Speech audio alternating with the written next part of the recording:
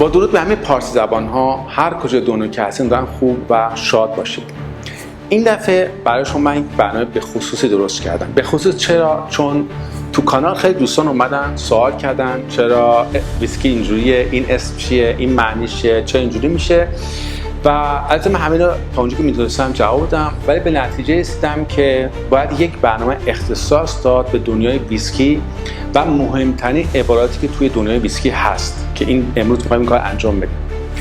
من چند تا ویسکی اینجا گذاشتم که در مورد اون صحبت می‌کنیم، وقتی عباراتش رو میگیم و در آخر این ویسکی هم می‌خوایم با هم تست بکنیم. این ویسکی رو من چند دقیقه پیش وا کردم ولی یک مشکل پیش اومد توی فیلمبرداری.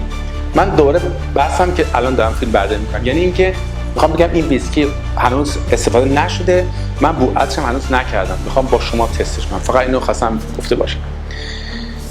اجازه بدین قبل از که وارد دنیای ویسکی بشیم یک فیلم کوتاه ببینیم که اصلا چجوری ویسکی که ما امروز میشناسیم به وجود اومد. موافقین؟ پس بریم. ویسکی، نوشیدنی که خیلی ها بهش لقب آب زندگی را دادن، داستانی داره که به سالها پیش برمیگرده. جرقه های نخست هنر تختیر از دل سرزمین خاورمیانه زده شد، جایی که ابوبکر زکریا رازی، پزشک و شیمیدان بزرگ ایرانی در قرن نهم میلادی با آزمایش‌های علمی خود موفق شد برای اولین بار الکل خالص را از طریق تختیر استخراج کند. در دل تاریخ جایی که شعله‌های دانش از خاورمیانه برخاست، دانشمند ایرانی زکریا رازی با کشف هنر تختیر جرعه‌ای از آینده به جهان هدیه کرد. اگر امروز در هر گوشه دنیا از ویسکی لذت میبریم، جرقه نخست این مسیر از ذهن درخشان او از سرزمین ایران شعله گرفت. این دانش از طریق تمدن اسلامی به اروپا منتقل شد. در قرون وسطی راهبان ایرلندی و اسکاتلندی با استفاده از این دانش شروع به تولید نوشیدنی‌هایی کردند که به زبان گلکی اوزیک بتا یا به معنی آب زندگی نامیده شد. در سال 1494 میلادی نخستین سند رسمی درباره تولید ویسکی در اسکاتلند ثبت شد.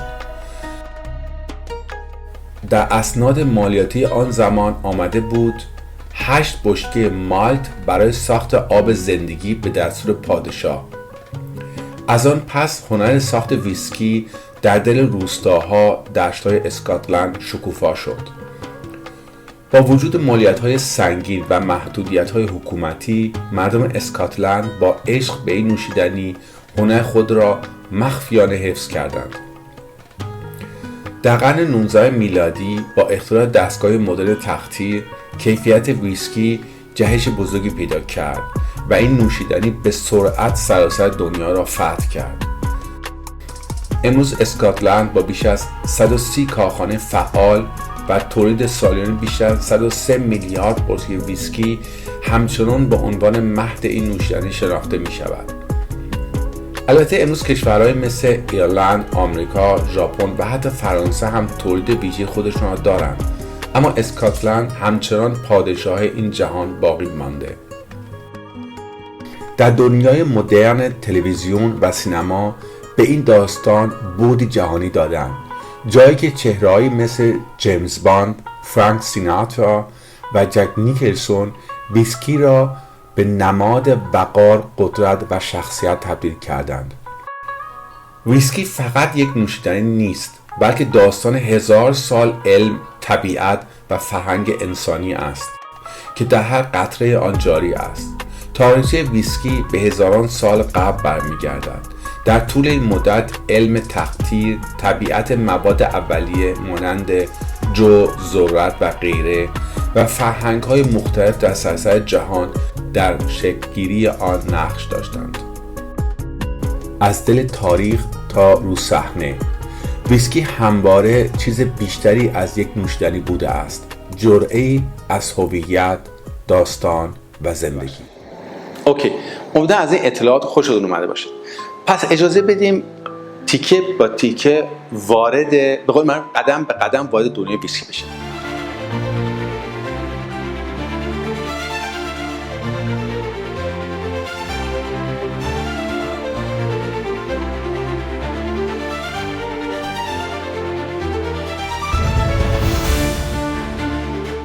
اول کلمه ویسکی. ویسکی به چی میگن؟ ویسکی به مشروب الکلی میگن که از غلات تخمیر شده باشه، تقطیر شده باشه و حداقل 3 سال توی بشکه خوابیده باشه که معمولا بشکه‌های بلوط هم هستن. حالا چه بشکه‌ای، چقدر توش میخوابه، چه غلاتی، اون حالا وارد میشیم که اون باعث میشه که نوعای ویسکی و مدلش عوض بشه. کلا میشه گفت ویسکی به مشروب الکلی میگن که از غلات تخمیر، تقطیر و 3 سال توی بشکه خوابیده باشه. بریم اولین عبارتی که خیلی شاید اینو بشنوید تو دنیای ویسکی و اون بوربن هست. بوربن اینجا نیستش، من بگم اینجا هستش، اینجا نیستش. بوربن به نوع ویسکی میگن که خب تو آمریکا هم به وجود اومد و اونجا هم درست میشه. به ویسکی میگن که حداقل 51% از ذرت باشه. بقیهش مطمئنا غلات دیگه هم توش هست، ولی 51% باید ذرت باشه. چون این بیشترین قسمتش ذرت هستش، خب خیلی مزه آروم و ملایم و باحالی داره برای اونایی که بوربن دوست دارن. حالا ما در مورد این دوباره صحبت میکنیم، چون به خاطر بشکش نه به خاطر خودش. کلمه بعدی، عبارت بعدی رای ویسکی هست. رای ویسکی به ویسکی های میگن که حداقل 51%ش چوابل یا گندم سیاه، اونجا عبارتش به فارسی درست گفته باشم گندم سیاه توش استفاده میشه. وقتی 51%ش گندم سیاه هست، این باعث میشه که مزه قوی و محکمی داشته باشه. به خاطر همینم یه مزه خاص داره برای کسایی که علاقه دارن به ویسکی رای ویسکی. عبارت بعدی میاد آیریش ویسکی. آیریش ویسکی ویسکی‌های ایرلندی هستن که 3 بار تقطیر میشن. این باعث میشه خیلی زلال و خیلی ملایم و خیلی یه مزه به خصوص داره برای کسایی که به ویسکی‌های ایرلندی علاقه دارن. من یه بار تو ایرلند بودم، بعد فیلم گفتم یه بار رفتم دیگه هیچ وقت نخواهم رفت. خودم زیاد روی خوشی با ویسکی‌های ایرلندی ندارم، ولی مطمئنا اونها هم ویسکی خوبی دارن و کسایی هم هستن که خیلی به ویسکی ایرلندی علاقه دارن.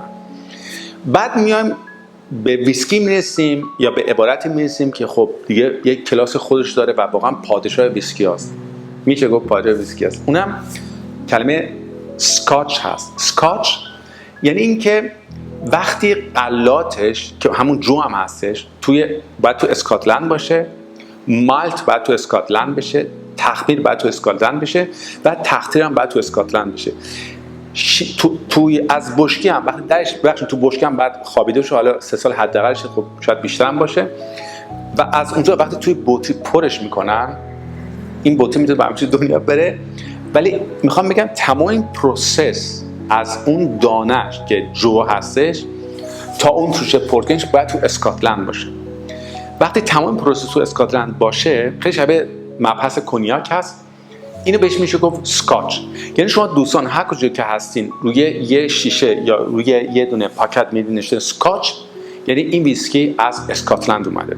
اسکاتلند که خب یکی از چی میگن مادر ویسکی‌های خیلی عالی هستش تو دنیا. این 4 تا خیلی مهمه. این 4 تا خیلی ویسکی‌های دیگه هم هستش، ولی این 4 تا خیلی مهم هستش. حالا شاید یه برنامه درست کنیم در مورد ویسکی‌های دیگه که جز این 4 تا نیستن. بعد از این میایم وارد عبارت‌های میشیم که اینا خیلی مهم هستن. اولین عبارت زینگل مالت هست. زینگل مالت همونطور که کلمه انگلیسیش میگه، یعنی فقط توش یه غلات استفاده شده و اونم همیشه جو هستش.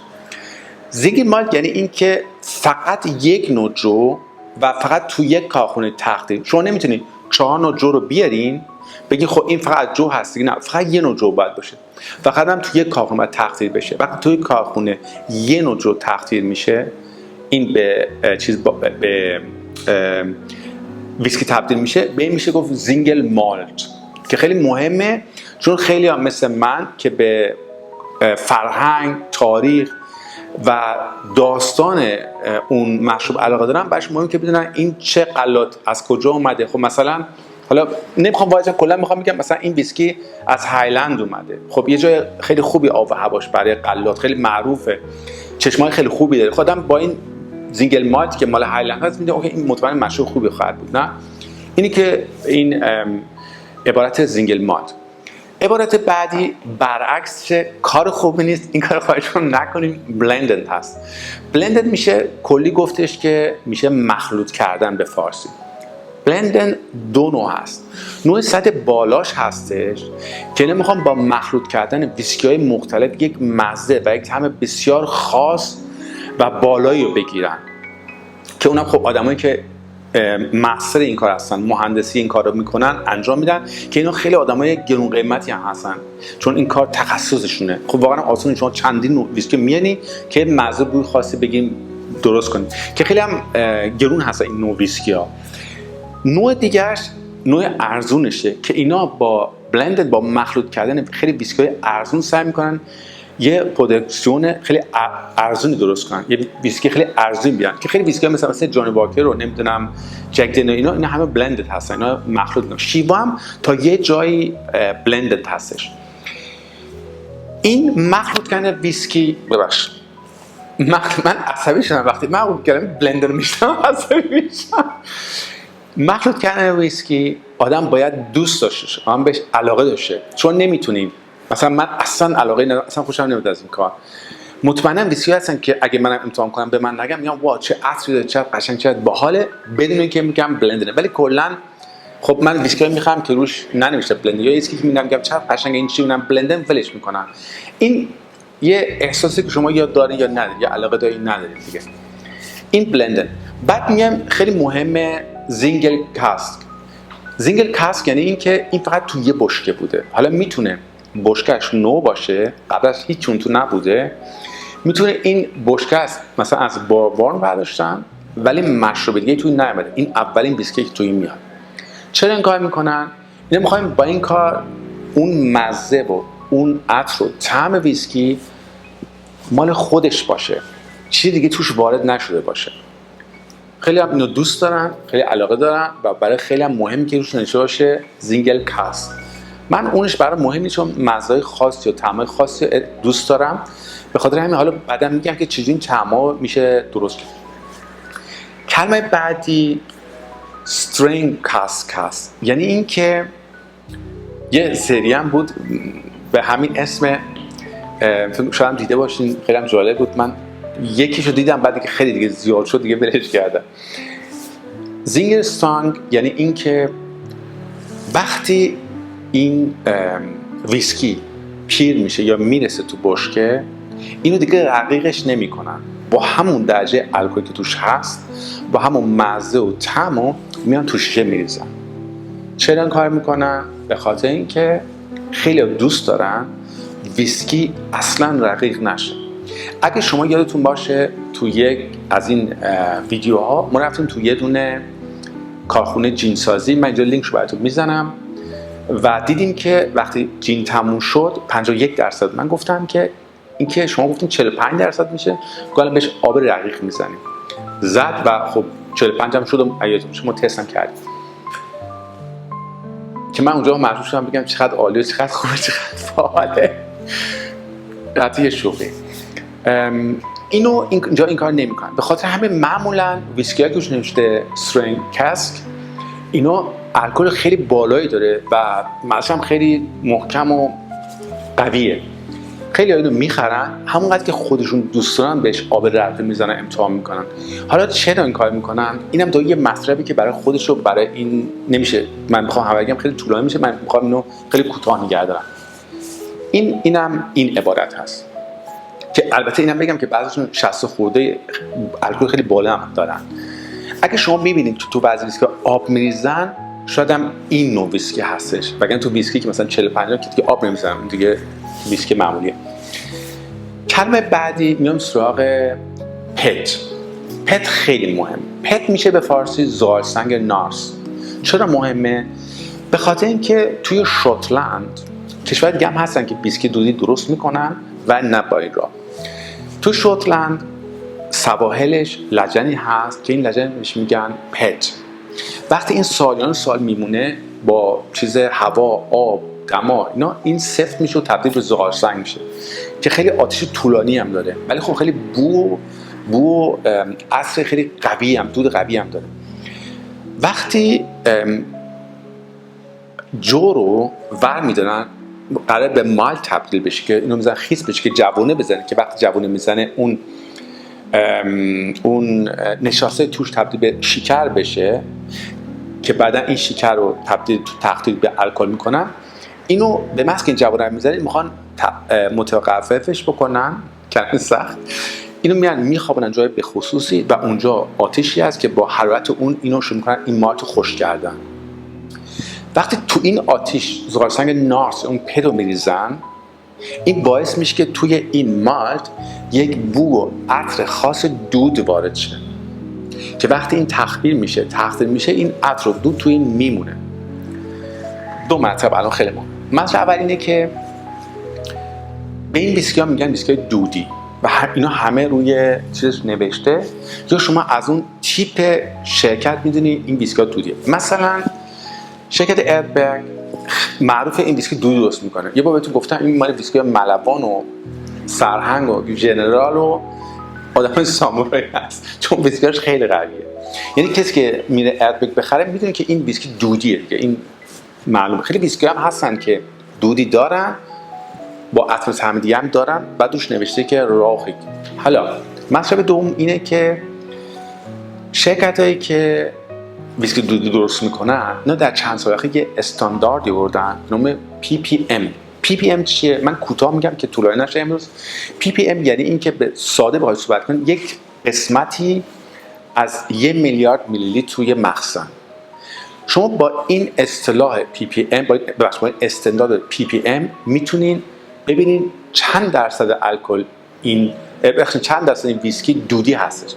مثلا اون یه ویسکی نوشته 10 تا 20، میتونید اوکی این زیاد قوی نیست، یا آدم تازه کاری هم که تا حالا ویسکی دود نخوره میتونه بخوره و باش لذت ببره.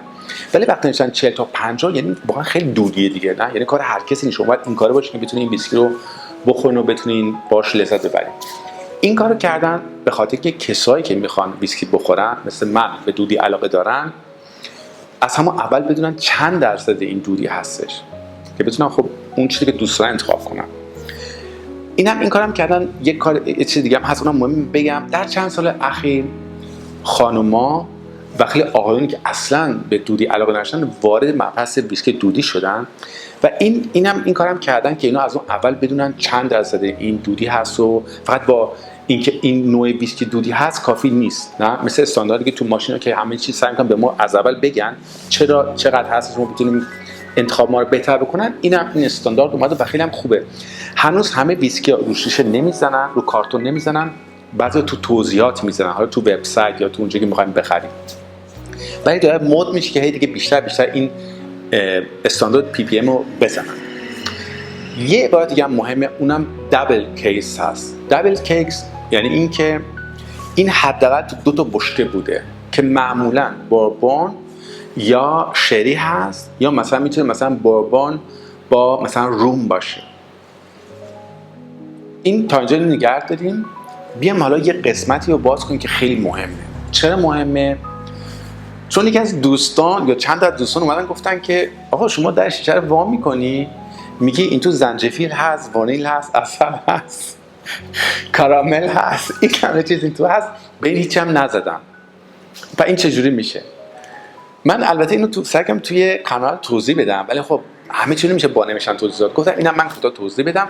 بعد الان یادم افتاد که یه عبارتی یادم رفت، اونم خیلی مهمه. اجازه این عبارت رو بگم قضیه یادم بره. عبارت فیلتر سرد. فیلتر سرد هم خیلی مهمه، چون در این که ویسکی خوبه عوض میشه و تغییر میکنه، این عبارت فیلتر سرد هم خیلی مهم شده و الان دیگه همه جا می‌نویسن. فیلتر سرد یعنی چی؟ فیلتر سرد یعنی این که وقتی ویسکی پیر شده یا رسیده تو بشکه، قبل که تو شیشه بره، اینو با فشار زیاد و دمای پایین از فیلتر رد میکنن. چرا این کار میکنن؟ اینا میخوان اون موم، اون چربی و پروتئینی که تو ویسکی هست توش نمونه. چرا نمونه؟ به خاطر که وقتی شما شیشه ویسکی که این فیلتر سرد نشده، از راه طبیعی هم فیلتر از راه طبیعی هم این مومش رو در نیاوردن، حالا میگم چه جوری، میریزین تو لیوان یخ بریزی، این تار میشه. خب این مثلا منظره قشنگی نیست دیگه. وقتی این اتفاق نیفته، میان اینو با فشار زیاد با دمای سرد از فیلتر رد میکنن که اون موم و چربی و پروتئینش نره اون تو. خیلی‌ها این کارو دوست ندارن مثل من، ولی سوءتفاهم پیش نیاد.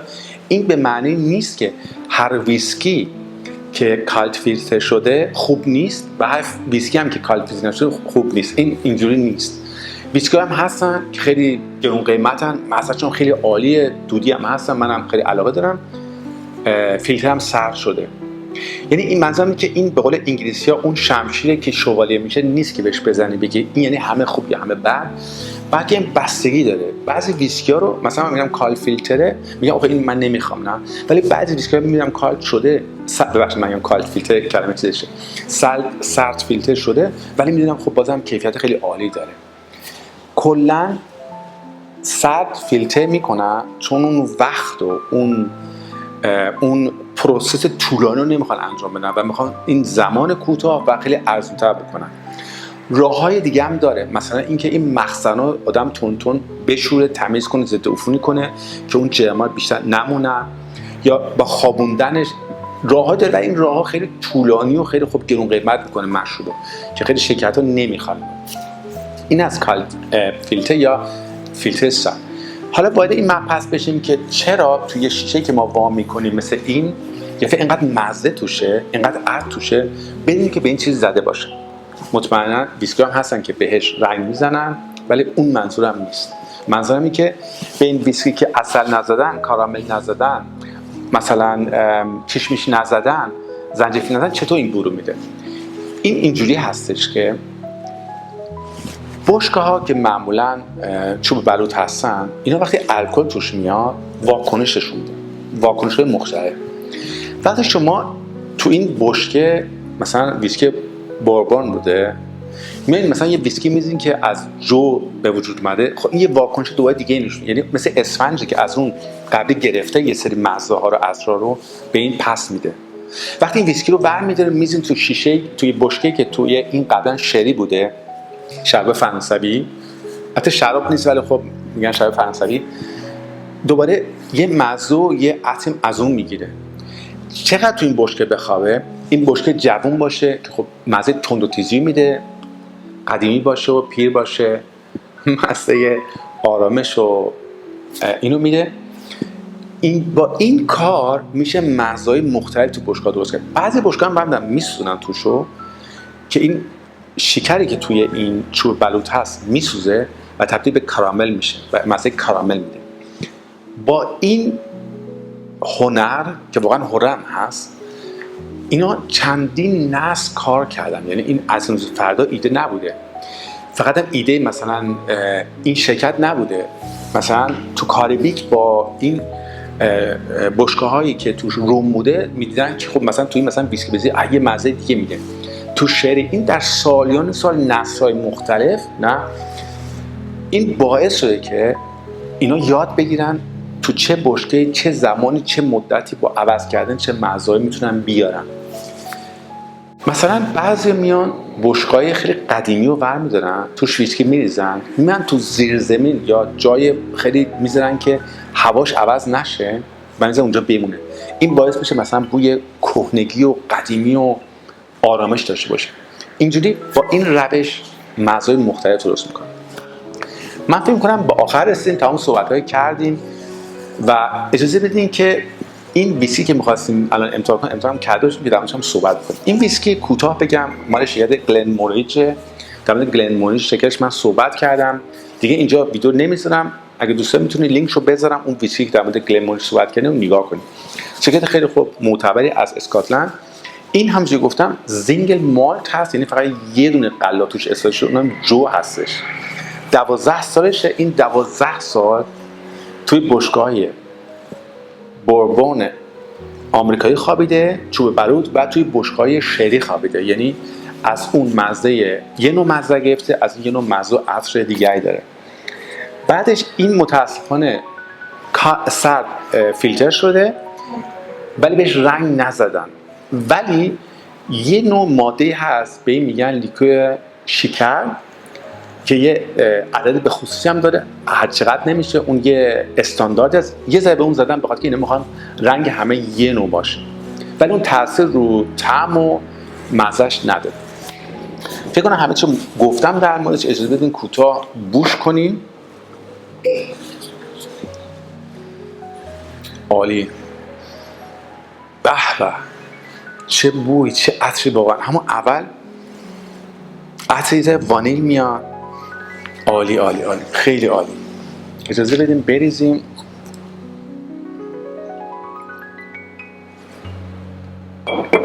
ببینید این رنگ خودش هست، 12 سالشه ولی اینو نیومدن رنگ زیاد بزنن، یعنی اون لیکور شکر رو بهش بزنن زیاد که مثلا بخواد قهوه‌ای بشه فلاینا، بلکه یه رنگ متعادل می‌خواستن داشته باشن که اینم رنگشو، که این دیگه واقعا الان روغن شد. نه حتما می‌بینین رنگش که خیلی عالیه، شفاف. اجازه بدیم بو کنم دوباره. به به، عالی. چقدر این بوی، این لطافت و آرامش تو اینه. واقعا این شری رو شما قشنگ میبینید، اون آرامشش و اون مثل وانیل بودنش و یه ذره مثل عسل بودنش و خیلی عالی. البته اون تند و تیزی الکل هم خب هست توش، ولی خب شما اول این هنرش اینه که شما اول اون زیبایی رو ببینید بعد الکل رو. عطرش خیلی عالی. اجازه بدین اینو مزه کنیم. به سلامت تمام دوستانی که اینقدر زحمت میکشن میان توی اون کانال مینویسن، سوال میکنن یا من اشاره میکنم، تصحیح میکنم. من شما خیلی ممنون هستم که ما همه با هم داریم همکاری میکنیم. میشم خواستم میگم که کانال ما خیلی کانال کوچولویه، الان فکر کنم 740 نفر توش باشن، ولی این 740 نفر ما چقدر سوال میکنیم، مینویسیم، جواب میدیم، چقدر با هم صحبت میکنیم. به نظر من خیلی عالیه. امیدوارم که این کانال بزرگتر بشه، شما هم نظراتتون، ایده‌هاتون اینا بتونیم باش برنامه‌های مختلف درست کنیم و یه روز بیام بشیم 100,000 نفر، 200,000 نفر. به سمت شما دوستان.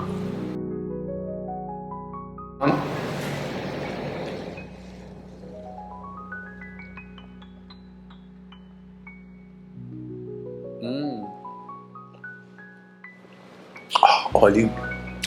عالی. هم عالی هم خوب. 45% الکل دیگه، شوخی نیست. ولی خیلی خوشمزه، ولی خیلی خوش. یعنی اینی که شما میخوره اول میاد تو وارد تمام سلولای بدن میشه، بعد میاد بالا. اول با مزه نرم شروع میشه، میخواد شما گول بزن با یه ذره مزه کشمیش، مزه عسل، یه ذره وانیل، خیلی یه ذره تند تیزه زنجبیل هم داشته، ولی اون مطمئنا به خاطر الکلشه. شروع میشه، شما یه ذره آرامش حس می‌کنید، خودمونی میشین، پسرخاله دخترخاله میشین، اون الکلش میاد خود بهار بالا دیگه، 45%. بعد دیگه یه ذره آدم خودش جمع جور میکنه، دوباره سنگین و مرغوب میشه. ولی خیلی خوشمزه است. من بذارید یه بار دیگه امتحان کنم. خیلی خوش، واقعا خیلی خوشمزه.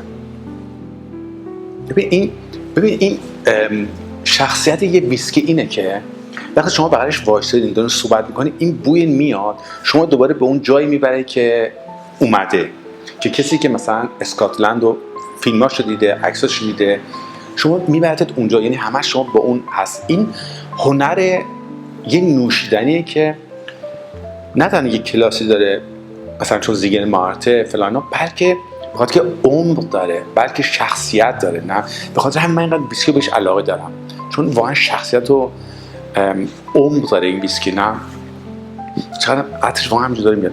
من دوباره امتحان میکنم سمت هم دوستان.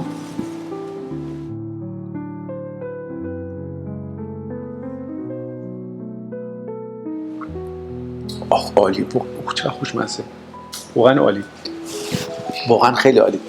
ویسکی بسیار عالی هست. گلنمورینج کلا ویسکیش خیلی عالیه، هیچ حرفی شکی درش نیست. ویسکی داره که خب خیلی بالا فلان گرون قیمتن. من چند یکشو گرفتم چند 4 سال پیش که گفتن این ویسکی خیلی گرون خرید شد، من امروز بخاطر شما نگاه کردم 11 دقیقه گرون شده 4 سال من نگاهش خورده بودم بهتر بود. من شاید یه بار بازش کنم. دوستان به عنوان نتیجه به عنوان نتیجه ویسکی گلنمونیج رو آدم هیچ وقت اشاره نمی‌کنه. یا شما مهمون دارین مثلا یه ویسکی خیلی خوب بگیرین حال کنین باهاش گلنمونیج بگیرین، اون کسی که چه این کار هست نیست میخوره میگه چه ویسکی عالیه، مزهش خیلی عالی، عطرش خیلی عالی، یک کم هم دودی توش هست ولی خیلی کم احساس می‌کنین، خیلی مزه آرام و خوبی داره با مزه به نظر من کشمیش، عسل، وانیل، یه ذره زنجفیل، شاید اونم الکلشه. ویسکی عالی هستش. امیدوارم از این برنامه خوشتون اومده باشه. برنامه بعدی ما دیگه ویسکی نمی‌کنیم بلکه یه مشروب دیگه هست که می‌خوایم اون امتحان کنیم براتون، چون دوستان گفتن که از کشور مختلف امتحان کنیم. از خودم فکر خوبیه چون من همیشه یه چیز امتحان می‌کنم، شاید برای من جالب باشه. حتما جالب هستش. خیلی ممنونم. حتما نظراتتون رو بنویسین، ایده‌هاتون رو بنویسین که من ببینم چه دوست دارین، چه جوری هستین و بتونیم برنامه بهتری درست کنیم. بعد از اینکه خداحافظی کنیم، ویسکی همه مشروبا یه سرگرمی، شاید نذاریم که این سرگرمی تبدیل بشه به یه مریضی و پول و سلامتون رو به خطر بندازیم. هر کدوم که هستین امیدوارم خوب و شاد باشین، مواظب خودتون باشین. تا برنامه دیگر، بدرود. ساموئل. ممنون.